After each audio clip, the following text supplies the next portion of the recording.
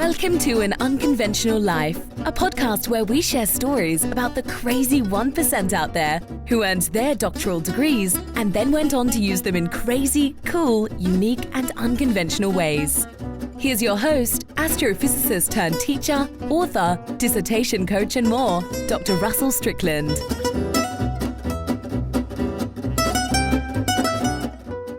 Hello, this is Dr. Russell Strickland here, host of An Unconventional Life podcast, where I feature stories from the unconventional 1% who not only earned their doctoral degrees, but went on to leverage them in strange, exciting, cool, and unconventional ways throughout their lives and their careers.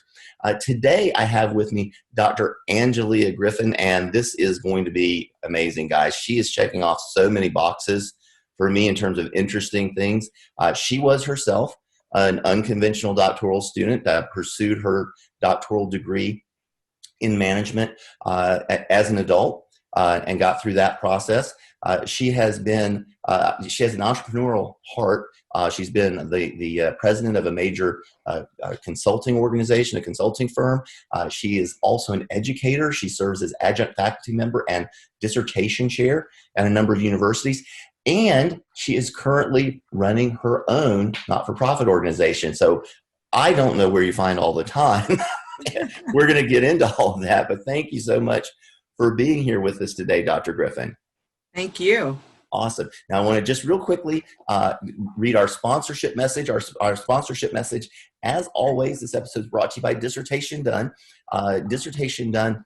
We help our adult unconventional doctoral students to get their dissertations done. So if you are getting ready to start working on your dissertation, if you're ABD and you've been working on it for a while, even if you think you're almost finished, maybe you feel like you're slowed down, stuck, and don't know what to do, whatever it is and wherever you are, feel free to reach out to us at Dissertation Done. You can go to dissertationdone.com/done and find out a little bit about our dissertation coaching and arrange to have a call with me. We'll see if you might be a good fit for our Fast Track Your Dissertation coaching program. And for those of you who maybe already have your doctoral degrees or you're out there living your unconventional life already, I want to make sure that you're also aware of our Expand Your Authority book authoring and publishing program, where we have people get their message out there in the world through a published book. If you're interested in that at all, because what better way to expand your authority if you already have your doctoral degree than also becoming a published author? So if you're interested in that at all, you can go to dissertationdone.com/book. Right now, that's just going to get you to our contact page where you can book an appointment with me. But eventually, we're going to have a little bit more information about the program up there as well. So that's our sponsorship message. Enough of that. I want to talk to this wonderful lady here, Dr. Griffin. Amazing what you've been able to do with this doctoral degree. But let's go back and tell us a little bit about your journey to deciding to become a doctor. What is it that motivated you to pursue this idea of a doctoral degree in the first place? Well, I must admit, it was not my idea. My father, before he passed away, the day I got my master's, turned to me and said, "Can we get a doctor in the house?" And I'm looking around like, who is he talking to? The ink is still wet. But it was probably one of the best decisions I made, because I realized I needed to be more intentional, go after a purpose, and be able to leverage everything that I had gone through in my professional as well as my personal life. So the doctorate just seemed like the right place to get on the bus. Yeah. I know a lot of our students, they don't tend to say it this way, but they express to me that this idea of being a doctor is kind of part of their identity. Before they earn the degree, they already kind of think of themselves that way, and it's an identity issue. And so if you start down that path and you struggle and maybe you fall off that path at some point, you're probably going to wind up back on that path again, because it's kind of who you think you are. Does that strike you as being a reflection of your experience as well? It is definitely a reflection. Not to mention, I like the hat. I saw the hat that the doctoral degree students would wear. I said, I must have one. But of course, I realized there was some more work to it. But yes, I've always viewed myself as a person out front. Yeah. And doctors, something about that doctor in front of your name, it just seems to position you to head to the right door to unlock at some point. Absolutely. Yeah, absolutely. No, the hats are ridiculous, but certainly when you have when something is a trophy like that, you see it and you're like, yeah, I got to have that. I got to have one of those. My favorite picture, I have 3 kids now. And my son is, as of this recording, he's 14 going on 15. When I got my doctoral degree, he had just been born. In fact, I finished up my dissertation right as he was coming into this world, because I knew if I didn't, I'd have some trouble. And we drove cross country to my commencement. He was about 8 months old at the time. And so I graduated. I put on the silly hat, the gown, all that kind of stuff. And at the reception, I have a picture of me wearing the big gown and holding him, and he's got the silly hat on. And it's still one of my favorite pictures. Thousands of pictures of all three of my kids later. That's still one of my favorites. So hold on just a quick second. I think yep, sorry about that. Knocked over a little glass of water. It had a lid on it, but if I let it there for the rest of the time, it would have leaked all over the floor. So, but yeah, that's a great notion of having something that you kind of fix to and want to get. But beyond the silly hat, what was it that drove you to? Because obviously that's just a trophy, like you said, it's a key to opening doors. What was it that drove you towards that doctoral degree program beyond the identity in the hat? What did you want to do with it when you finished? For me personally, having the mindset, first of all, to say yes to the process. After I realized what it was going to take, I had to fashion my mind to wrap around my life is going to go on hold. So for me, I have adult kids at the time. My son was a motivator, and he would always say, "Mom, don't chase money, let money chase you." Yeah. And something about that saying just said, it's time to leverage everything. Trying to procure a job in the market kind of took a nosedive. Right. And I thought, better time to invest in me. And so I did. And honestly, I've had some ups and downs, don't get me wrong, but I've not looked back. Right. In that, as you and I can agree, it's not the key, but it's been a key that I could use to open and unlock doors that I believe are best for me.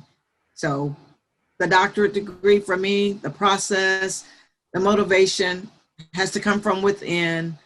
You got to get the right people in your village, and it may mean leaving some people behind. So for me, yeah, no, that's true. At least temporarily, you got to make sure that certain people who would be demotivating or who would get in your way, that their voice isn't loud in your ear at a minimum. I mean, I don't want to tell somebody to turn their back on family, but everybody has some family who might be like that. So to really focus on those people who are going to be able to help you and support you and lift you up as you're going through this process is important. Absolutely. Absolutely. Tell me a little bit about what was the doctoral process like for you in the dissertation in particular? Because I'm assuming your experience is like a lot of our students. The classes were easy. Would you agree with that? Yes. Yeah. So, and when I tell my students with dissertation done is, listen, the classes that you took as a doctoral student, your last doctoral class, had a whole lot more to do with what you were doing in 3rd, 4th, and 5th grade than it did with your dissertation. Right. Because in 3rd, 4th, or 5th grade is where, I have still some kids that are kind of young. They have this language in elementary school. They say, we're going to stop learning to read and we're going to start reading to learn. Isn't that clever? But when you're reading books to teach yourself something, then that's what the teachers start telling you to do. Read this passage, answer this question, write this thing. And so it goes from writing this thing to writing this thing to writing this thing to writing pages of this thing. But over time, from elementary to middle to high school to college to master's degree to doctoral classes, it's still you just reading this thing and writing something about it. And then they tell you, okay, now do your dissertation. Have at it. Have fun. Frustrating is the word that comes to mind, because if someone had told me all along, as I write, to write with purpose, to put out the things in each class that were my dissertation, life might not have been as frustrating. I just think having that understanding going into it, to be intentional when you start. Yeah. Somewhere along the way, I figured that part out, but I didn't know that up front. Yeah, it's so many schools will give you this nonsense. They'll tell you to immerse yourself in the literature and pick a topic that you're passionate about. And it's like you're just out there kind of Well, it is like an exploration, and you're not in this dissertation process or this doctoral degree process to find yourself. You're in this thing to get a degree, and they're charging you a lot of rent to be sitting in this school. The tuition charges are high. So it's a good idea to make sure you're making the best use of that time and not exploring. You got the rest of your life to do that. But here you need to get this thing done and start putting it to work for you instead of the other way around. One of my friends said to me early on, she said, the best dissertation is a signed one. Oh, yeah. That makes sense. Now, granted, that was after I lost all my little discs that I kept all of my information. And I thought, do I quit or do I start over? And I think it was when I got my second win, I just made up my mind. Everything I did, every class, I was going to start cataloging some of this information so that I could use it later. Yeah. Well, since you brought it up, it's getting to be less of a problem, but I'll give the obligatory warning to all doctoral students out there. In this day and age, make sure that you have, whether it's an iCloud or a Dropbox or whatever Microsoft calls theirs, everybody's got a service where they will back up your computer for you, or at least some part of it. Make sure you have that set up. I don't get paid by these guys. I don't own stock in these guys, but Dropbox will let you set up a whole series of folders on your computer and say, this is my Dropbox, and it'll back it up automatically. You have no excuse whatsoever for you losing your dissertation. I had a student who backed up her dissertation on a thumb drive every single night. And she put the thumb drive in her desk drawer, and every night she backed it up to that same thumb drive. One day she came home, her neighbor's house had burned down, and her house was fine, but one wall on her house had gotten singed because of all the heat. And it was the wall that she kept the computer and the thumb drive on, and she lost them both. Man. So if you think that you've got your plans out there, just make sure, check and recheck. What else could go wrong? If you've got $1 billion company backing up your dissertation, you're probably in pretty good shape. So make sure you're using those cloud services. Most everybody does it by default now, but just in case, if I tell one person to do it and they get the hint, then it'll be worth spending a minute telling that story. That is the best advice. I wish. The only other thing that I did is I had a buddy, and I would email stuff to her, like Perfect. When I had a chat, and then that was our backup system. That's had right. it been for that, my, if you will, my peer buddy, peer partner, peer mentor, I probably would have quit because I didn't know to do what you said. Now we know people are a little bit more techie, but we're talking a few years back now. Well, and this service is not something that's been around forever. I mean, 15 years ago or something like that. This would have been just coming out or maybe not even there yet. So there's always things, different things that people can do. If this had been 20 or 30 years ago, I would be telling you, put it on your little floppy disk and keep one at the office and keep one at your house and give one to your grandma or something. Right. And that's what we call geographically distributed backups. So that if something happens to your house and it burns down, I don't want your only backup to burn down too. I mean, losing your house sucks, but losing your dissertation along with your house, that's just another level. So, so that's what we would do. And, but these days you don't even have to worry about the dissertation even being in your town.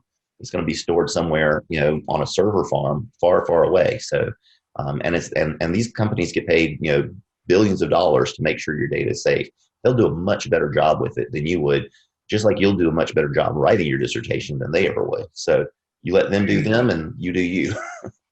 Absolutely. If anybody's listening, please listen to what he just said, because that's a sad place to be, to tell yourself, I'm quitting. And you're quitting because you just don't have the strength to start all over again. I am just saying, word to the wise, it happened to me. If it happened to me, it can happen to you. It can happen to you. And as we already discussed, even if you do quit, you're going to come back because this is who you are. You want to finish this thing. Right. It is part of your identity. It's deep down inside of you, the fabric of your makeup, your constitution. So make it easier on yourself and don't quit and come back. Let's just get this one done. Get her done. So Dr. Griffin, I know that you got through this process. You mentioned before there were a couple things that helped you along the way. Why don't you tell folks a little bit about what you attribute to getting you through this dissertation process, particularly, notwithstanding the problems of losing the dissertation, just getting through it at all. What do you attribute to that? Well, I have to admit, prayer, first of all. There were so many days I felt like I was on an island by myself. I felt alone. So, and you were.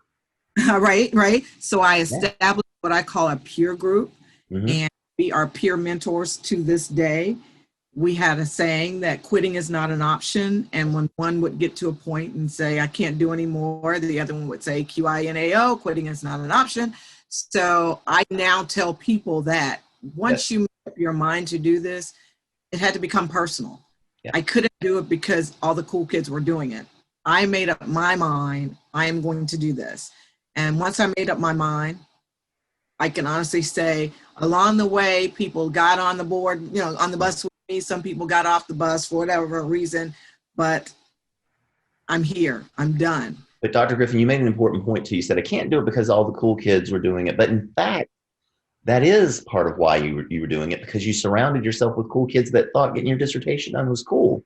Right. And when you normalize that behavior, whatever the behavior is, when you normalize that behavior, it becomes easier for you to continue to habitualize it, to continue in that way. There's an old saying that your income is going to be the average of the incomes of the 5 people that you spend the most time with. You can kind of abstract that to anything. The people, the attitudes you're exposed to, and the attitudes that you choose to expose yourself to are going to dictate how you choose to live your life and to spend your time. So getting that peer group, I think, was a really important thing for you to do, and surrounding yourself with other people who understand the magnitude and how important this is really important. It's interesting you say that, because when I started out, the group that I said, I'm going to go get a doctorate, some of those had to get off the bus because they were like, well, you don't need all of that. Right. But I didn't get it. You are. You think you're some doctor? Right. Yeah, I did. Once I got those weeded out and then supported the people that were like-minded going in the same direction, those became my peer mentors. And all I can say is I'm so eternally grateful for all of them. Yes. Excellent. So that's, definitely an important piece of advice. Make sure that you have some sort of touchstone in your life of people that understand what you're going through and who appreciate what you're going through and can help in some way. I'll tell you, one of my students actually wrote her dissertation on the types of support that students need to complete a dissertation remotely. There aren't that many doctoral students out there in the world or out there in the U.S. It's about 1% of the population eventually graduates, maybe twice that tries. So it's not a lot of folks. And what she found is that you needed academic support, sort of operational support, people who could tell you what to do, when and how, but also equally importantly, you needed emotional support, people who were there for you, people who could lift you up, who could convince you to keep going, who could keep you aware of and cognizant of the fact that you can do this thing. And that is so important. She actually found that if folks knew exactly what to do, but they didn't have that emotional support, they were just as much in jeopardy as people who felt good about themselves but didn't know what to do.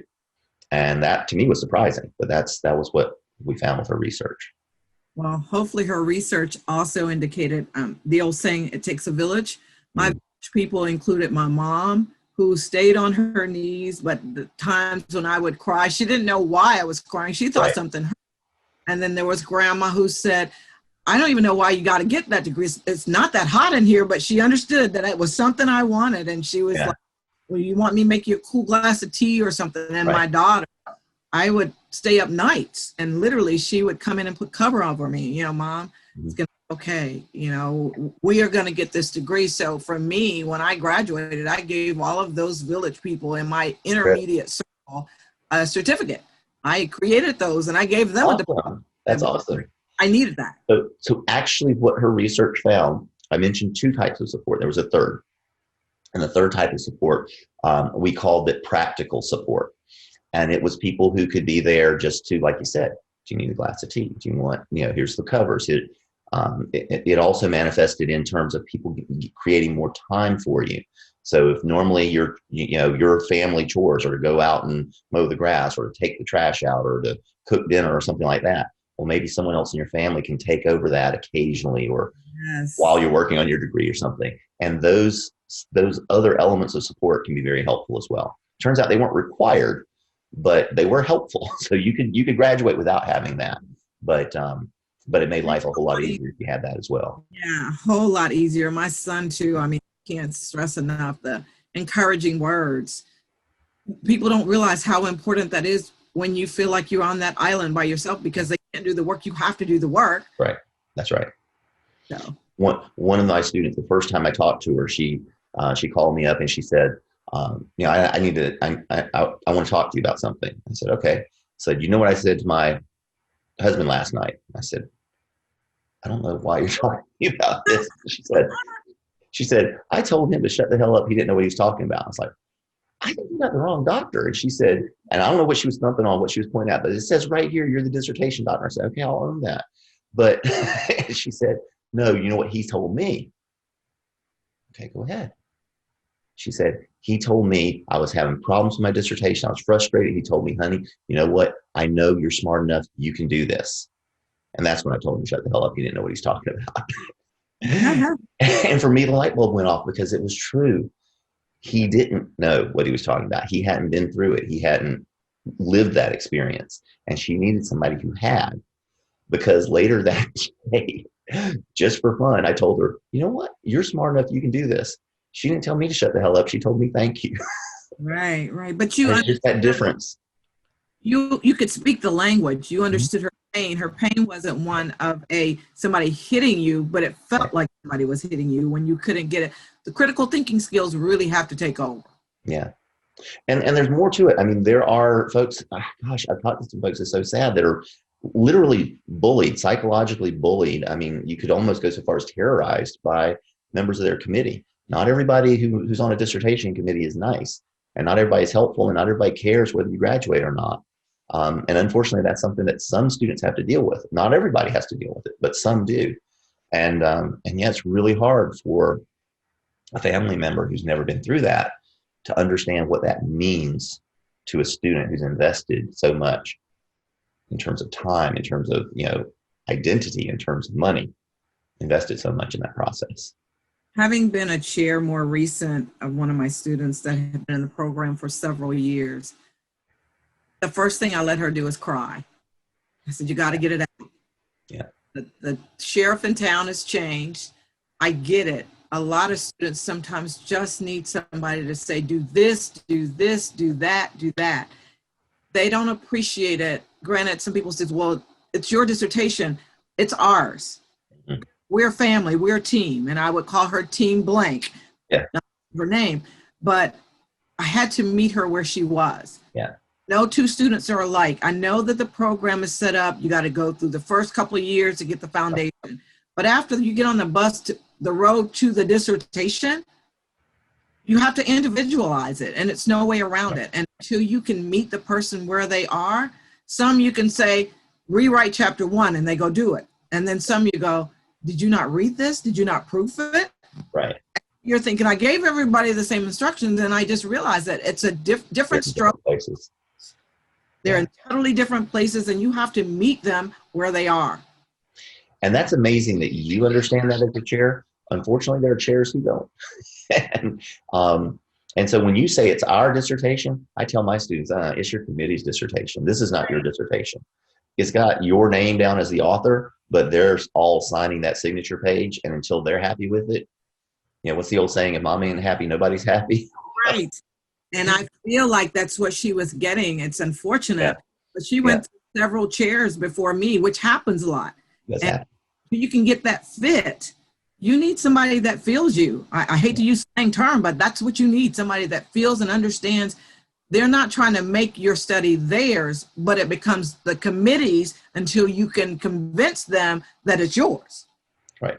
And I even go so far as to tell them, don't try to convince the committee that you're going to do it your way. When they sign off on it, when they're happy with it, you're done. If that dissertation wasn't exactly what you wanted, you know what? Now you've got complete permission to do whatever you want to. You can go write an article. You can go, start a TV show or podcast. I mean, we have a lot of our students after they graduate, we help them with getting their book written and get that out in the world so that they can express their understanding and authority in that way. So there's a lot of things you can do after you graduate, but until then, that committee's holding the keys, and you want to get those keys from that committee. So you convince them that you can do what they ask you to do.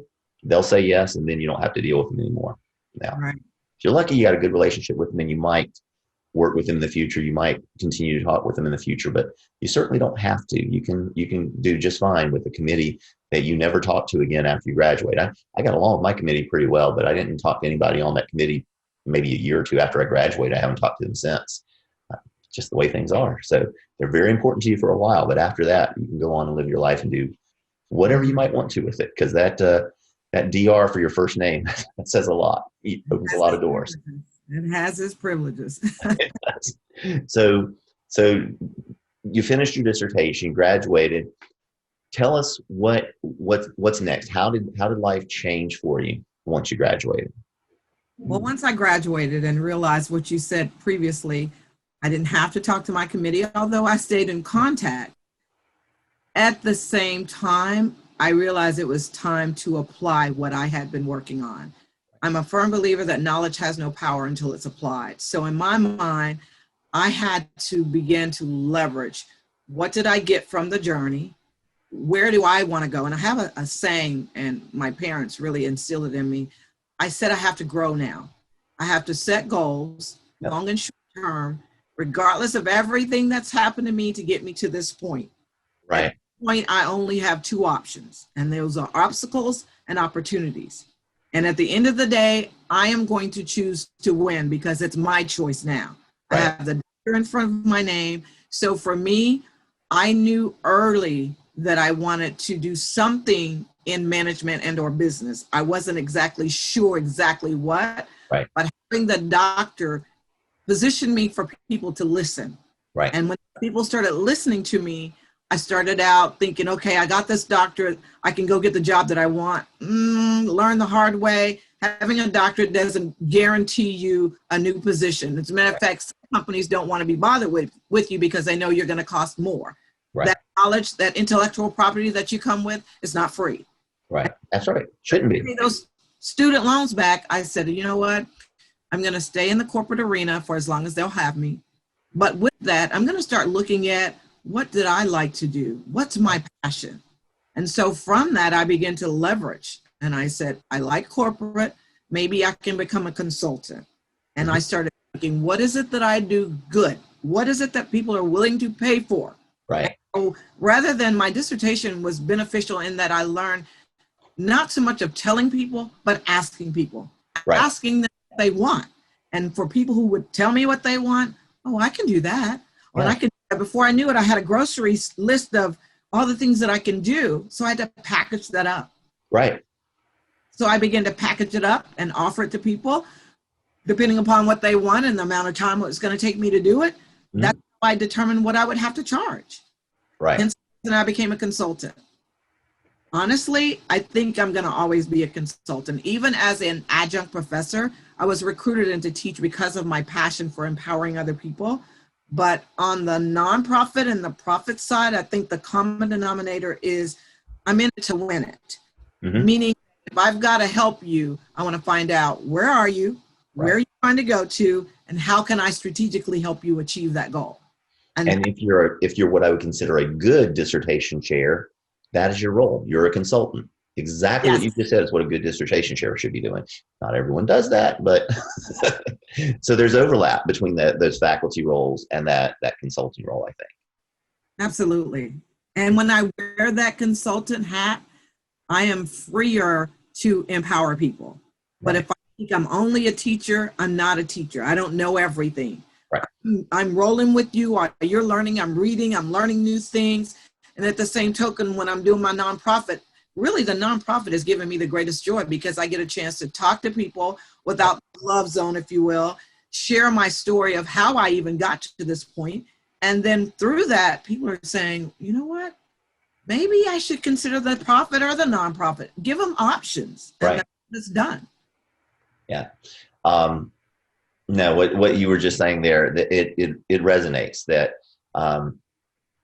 you are growing through this process. I remember when we were preparing for this, you'd sent me your bio and you had this recipe for success was GROW, which stood for goals, recognizing your realities, identifying your options, and winning.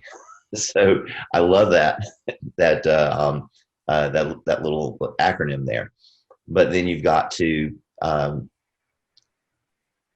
recognize that you having your doctoral degree is not the end of learning, but is sort of the beginning. Absolutely. When I was, I went to graduate school at the University of Chicago, and originally, way back when, I was studying astronomy and astrophysics. It's a long story, but the teacher, the professor that I was TAing for, he was teaching the science class that all the freshmen took who weren't going to take any more science. And he told me, we were walking back to the department one day, and he said that it was an undergraduate professor's job to teach undergraduate students so that they graduate knowing that they know everything. And he said it's a graduate professor's job to teach graduate students so that they can graduate realizing they know nothing. And I thought that was really cool. Wow. But obviously, you know a lot more when you have your doctoral degree, but you realize that it's your ticket to learn now, not to stop learning. And that's so valuable. Yeah. My grandmother used to say, when you stop learning, you stop living. Yeah. And she didn't even have elementary, I guess you could say, a high school or middle school education. She just had a lot of wisdom. Right. What I take from that is, I'm so thankful to have a doctoral degree. Mm-hmm. I even has positioned me strategically to meet people like yourself. At the same token, what's unique about meeting people like yourself is being wise enough to know we can help each other. Right. And that to me is the caveat of having this extra, title in front of my name. When people want to say, I want to work with you, maybe we can help each other. Right. I'm not above myself and thinking, oh no, I have a doctorate degree, I don't have time. That to me is the essence of having a doctoral degree. Yes. Terminal degree says, basically, I'm disciplined. But when someone like yourself says, hey, let's have a sit down, or let's have lunch, let's talk about how we can to collaborate to help somebody else. That to me is everything. Absolutely. 100%. I agree. There's so many things that you've been doing. I want to touch on a couple of them before we run out of time here. Okay. Those of you who are on YouTube, you can see how entrepreneurial Dr. Griffin is, because she's got like information about dissertation done in her background. She's got all of her stuff in her background. And I wanted to have you quickly tell us a little bit about your nonprofit and what you're doing there, and also your radio show, because that actually tied into what you were talking about just a minute ago, I think, about empowering people. And so you riff on that. You tell us. Okay. Long story short, I'm excited to tell you about that. The reason I started my nonprofit, first of all, I tell my students all the time when I have an opportunity to teach nonprofit agency management. Mm-hmm. Well, typically don't start a nonprofit unless they've gone through some type of pain or passion. Right. Or both. And so for me, my passion has always been to help people. But I only had one son. Unfortunately, that son was murdered while away at college as he attempted to stop two women off campus. I decided that I could be a victim the rest of my life, or I can leverage that and be victorious. And so I decided that I would start an organization called IGMA, which stands for I Give Myself Away, which is what my son did. He gave himself away. He was trained basically to help people in need, and he did that. And so to not have his life be in vain, I decided to start the nonprofit. The song, I Give Myself Away, inspired me every time I would listen to it. So hence the reason 10 years later this year, we have IGMA. We have done an amazing set of initiatives, really that was bridged about, I guess you could say, because of bullying. That was our premise. We started out with the stage play. We did the stage play. We invited a lot of people, brought a lot of awareness to that initiative. Then we started bridging out, giving scholarships to young people that may not have had the opportunity to go off to school without some type of stipend. That being said, all of that in the initiative of even having we have a an endowment scholarship at the school where my son went because he went to Baby Making 101. So we decided to help single parents. We give scholarships at Alabama State as well. And all of that is because we want to continue to be the difference that we want other people to see, which brings me to, if you want to go to our website, it's igmainc.org. If you run out there today and it's not up, we are transitioning because we just learned we can get a lesser cost if we move to another site. So our administrative person is working on that. Hopefully it'll be up by the end of tomorrow. But if not, just bear with us. Long story short, the website is igmainc.org. You can reach me at 770-422-4048 if you just need to talk to me about how we got started. Where we're at today is I've leveraged my doctoral degree, my understanding of profit with that of nonprofit, and have been recently invited to host our own radio talk show. And the reason I'm excited about it is because it gives me great pleasure to talk to people about what matters to them. The title of the show is called All That Matters. We air online via radio. The name of the radio station is Artistic Throttle, artistic-throttle.com. We have a 1 hour spot every Thursday night. And as you can hear in my voice, I am ecstatic because I'm going to get a chance to do what I do best. And that's be nosy, ask people what matters to them and why, and how can you take what you do and help somebody else. So to that end, I'm excited. I'm here all because of a tragedy that I decided I'm not going to let that take me out. I'm going to take everything I've learned and I'm going to help somebody else. So all that matters to me. Dr. Griffin, obviously I've got to say it's heartbreaking to hear how this all started, but it almost doesn't matter to say that now because obviously you conquered and overcame and used that. It created a wonderful memorial to your son and also something to help folks in the world. And that's the reason why, honestly, that's the reason why I started Dissertation Done, is because I've heard stories from doctoral students who are struggling with their dissertations, but they have dreams and things they want to do. People who go to get doctoral degrees, they generally want to make the world a better place somehow. And the fact that you've done that is just so amazing. It's I'm so glad that we got to share your story. Me too. I mean, I just have to say, I cannot do this by myself. I have a group of young women who have been supportive of me. We're a very small organization, but we have a huge presence in the community, and we've been able to help oodles of people. And even in this environment, I have people calling me that I can't wait to send them your way, because being ABD is not an end all. You just need to get the right people, hook up, as the kids say at the high school. You got to get hooked up with the right combination of people. And granted, don't get me wrong, I'm not pushing away from any college. I love the colleges that I teach at, but some students have just been in the program too long, and it's time for them to do something different. If you keep doing the same thing and expect a different outcome, that's insanity.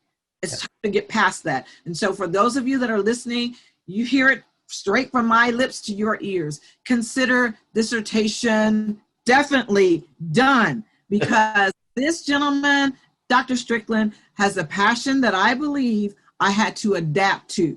There's not enough money that a school could pay me to hear a student say thank you in more ways than one. When you've been in a program forever and a day, sometimes you just need a little assistance. And Dissertation Done sounds like the best recipe. If I had to put my name on it, I'm going to say give them a call, find out what you don't know.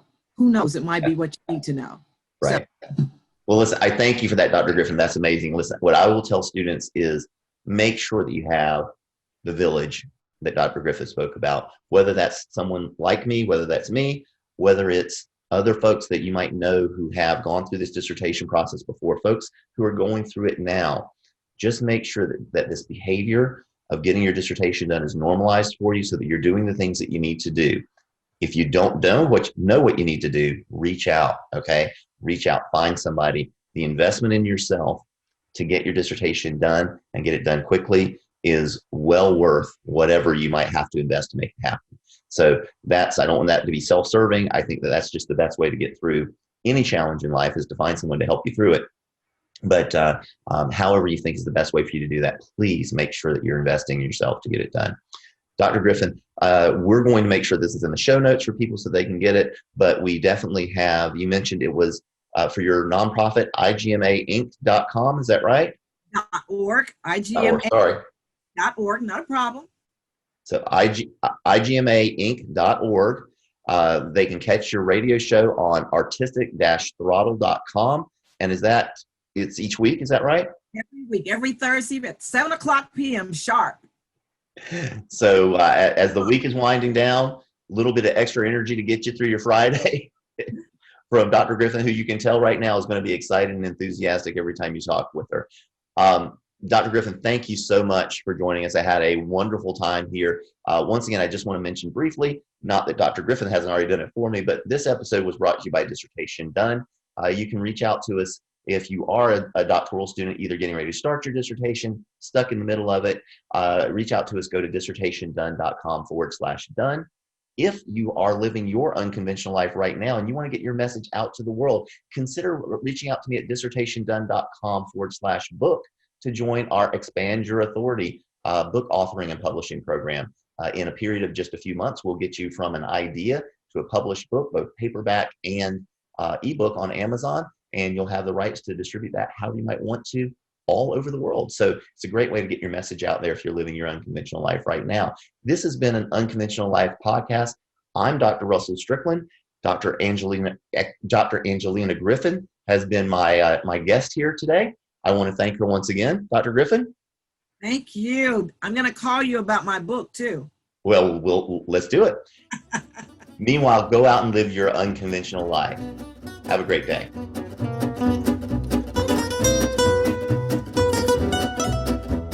This has been An Unconventional Life.